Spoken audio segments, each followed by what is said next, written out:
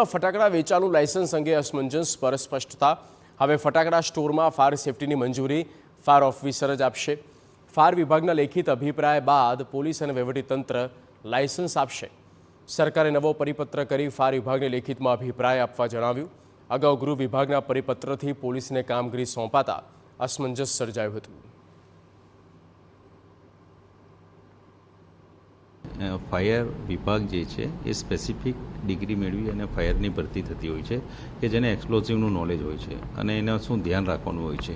Police પણ આ વિભાગમાં જાણતી હોય છે, પણ બેઝિક નોલેજ હોય છે કે ભાઈ બેઝિક નોલેજ કેવું છે કે ભાઈ જ્યારે આગ લાગતો હોય તો રેતી મૂકવી ભલા એ રીતનું જે બેઝિક, પણ એને ટેકનિકલી એક્સપર્ટ હોય છે એટલે જે તે એના વિભાગ દ્વારા જ હોય છે, જેના કારણે એનો નિર્ણય લઈ શકે।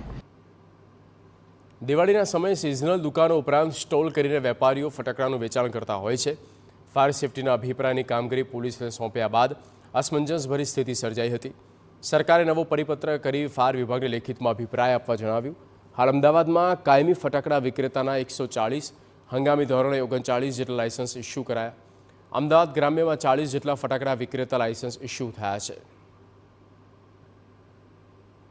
सेल्फ डिक्लेरेशन देने के बाद उन्हें लाइसेंस के लिए अप्लाई करना पड़ेगा पुलिस महकमा में। ये एक परिपत्र हुआ था।